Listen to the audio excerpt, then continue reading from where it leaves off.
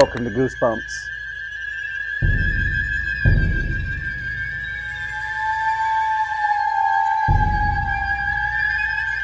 Hey guys, and welcome to another exciting day where we are going to be reading chapters 17 and 18 of R.L. Stine's Slappy World. Now, remember, if you answer your questions and you do your best work, we will keep the questions at 2 questions and then a fill in the blank. That way we get practice on complete sentences, and then we also get practice with putting in words that fill in the blanks in the sentences we're reading. All right, let's get started with chapters 17 and 18. That Saturday, Ian, Molly, and their 2 cousins met in Ian's backyard. "There's no way you guys can win," Ian told his cousins, "because I've had all week to practice with Slappy." "That's because Ian was grounded all week," Molly added. "He had to stay in his room after dinner every night because of the little joke he played in our kitchen on Monday." Ian rolled his eyes. "I was grounded for something I didn't do." Molly shook her head. "Ian, nobody believes you that the dummy messed up the kitchen. Nobody." The truth was that Ian kept the dummy in the back of his closet all week because he was terrified of it. Each day he expected the dummy to stand up and burst out of the closet. Ian was sure that Slappy could do more mischief to cause him trouble. But to his surprise, the dummy never moved, or giggled, or talked. It stayed there, folded up, in the closet, completely lifeless. Ian began to wonder if maybe the dummy had gone back to sleep for good, and now he carried it out for the talent show, mainly because everyone expected it, and because Ian had no other talent he could present. "We're not too worried about you and your dummy," Johnny told Ian. He waved a big wooden duck pin in Ian's face. "Vinny and I have been practicing too, and we're awesome."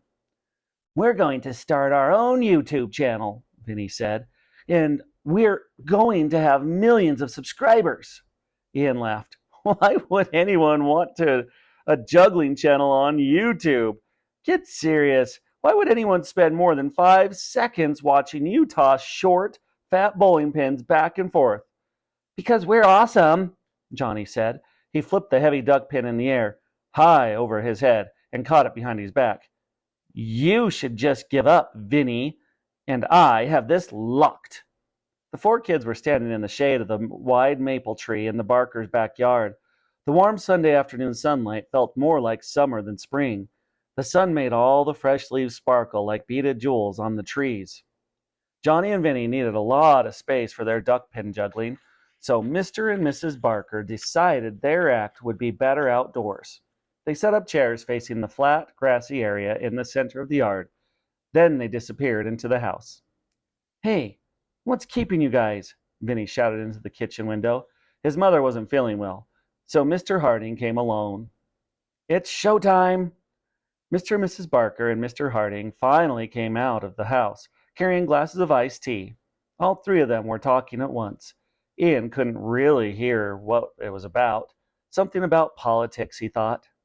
Johnny flipped a duck pin high over his head again. It came down end over end, and this time he missed it. It bounced heavily on the ground with a loud thud. Mr. Barker shielded his eyes from the sun with one hand. "You guys are juggling duck pins now?" he said. "What happened to your juggling act with the white dinner plates?" "They broke too many of them," Mr. Harding said. "The duck pins should last longer." The 3 adults sat down on folding chairs. Molly, holding Abigail in her lap, sat cross-legged in the grass. Ian stood at her side, holding Slappy against his chest. "We're first," Vinny said. He had 4 duck pins clamped in his hands. He carried them to the center of the yard. "We're first, and we're the best," Johnny said. "We'll be the judge of that," his dad said. "Uncle Donnie should have 2 votes, since Aunt Marie isn't here," Molly answered. "Yes, sweet," Vinny declared. "And you'll vote for us, right, Dad?" "I'll vote for the best act," Mr. Harding said. "Are you 2 going to talk our heads off, or are you going to juggle?" Ian reached down and squeezed Molly's shoulder. "Better not sit too close. They'll probably bean you." Johnny turned and shook his head. "No way, you're about to witness total control." They took their places several yards apart. Vinny pulled down the visor of his baseball cap to keep the bright sun out of his eyes. They faced each other, standing straight, shoulders back. Vinny set 3 of the 4 duck pins on the grass beside him. He raised the remaining pin in his right hand. "We start with 1 pin," he announced. "We end up with 4 pins in the air at once." Johnny leaned forward and reached out his hand. Johnny sent the duck pin flying end over end. Its shadow shot across the grass. Johnny caught it easily, and in one motion sent it sailing back to his brother. A few seconds later, there were 2 pins flying back and forth, and then 3. The boys kept their arms whirling. The pins flew rapidly. They caught them in rhythm and sent them toppling back. The 3 adults began to clap. Molly clapped too. Ian hugged Slappy to his chest. Ian's eyes darted left to right, following the pins. "Great job!" Mr. Barker shouted. "You boys look like pros." The 2 boys kept their eyes straight ahead. Their hands worked fast, like machines.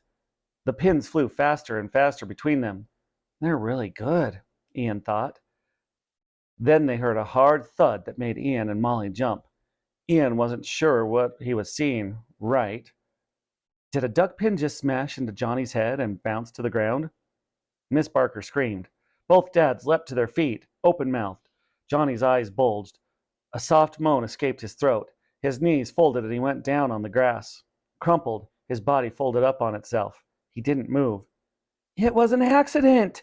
Vinny screamed, running to his brother. "The pin slipped! It was an accident!" "Oh no! Oh no! Oh no!" Miss Barker had her hands pressed to her cheeks. Mr. Harding was down on one knee, leaning over his son. "Johnny, can you hear me? Johnny, can you open your eyes?" "We may need a doctor," Mr. Barker said. "He's out. He's unconscious." Holding Slappy tightly around his middle, Ian gasped when the dummy suddenly began to move. As the adults huddled over the fallen boy, Slappy tossed his head back and let out a long, ringing, gleeful laugh. Chapter 18.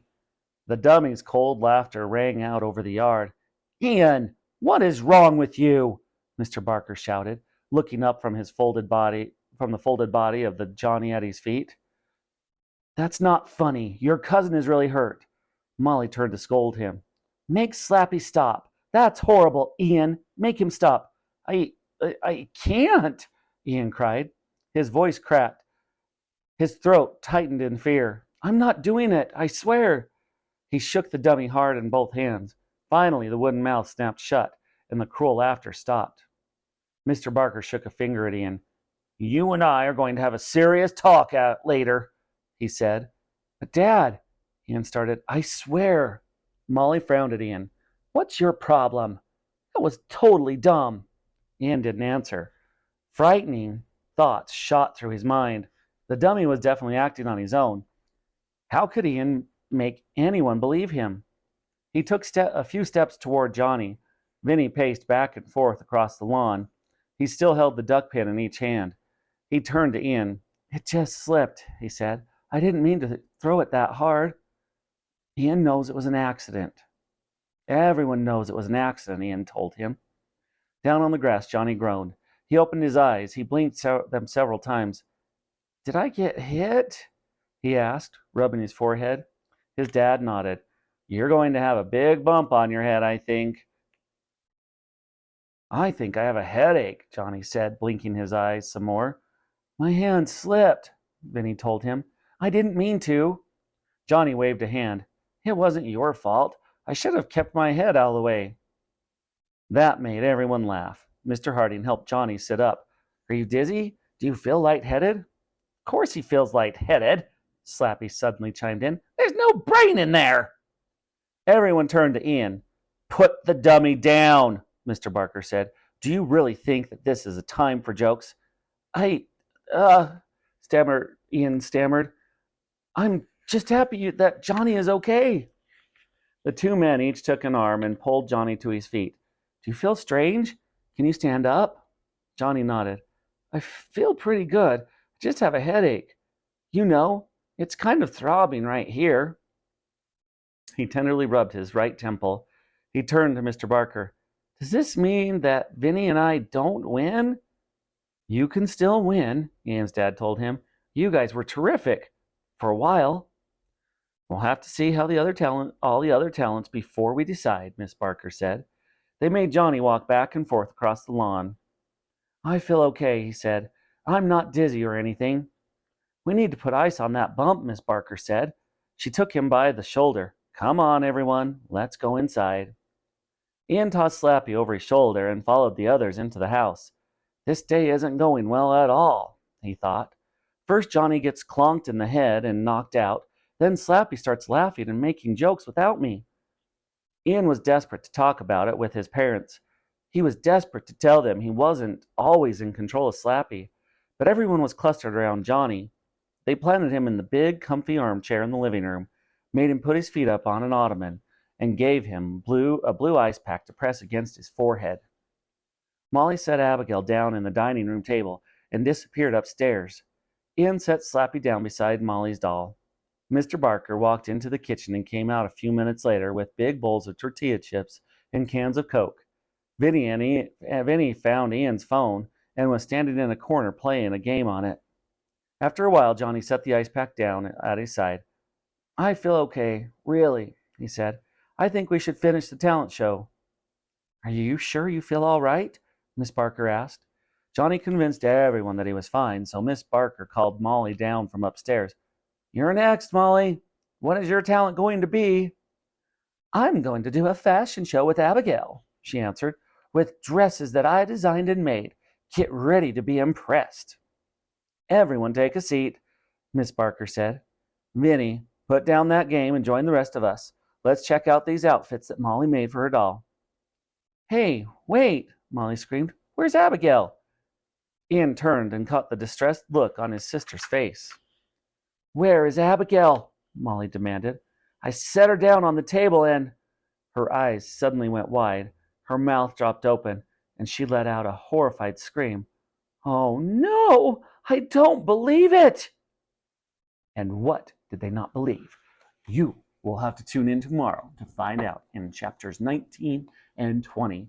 Now go in, make sure you answer those questions with complete sentences. Do your best work. Otherwise, maybe we need to add more chapters. Or not more chapters, more questions.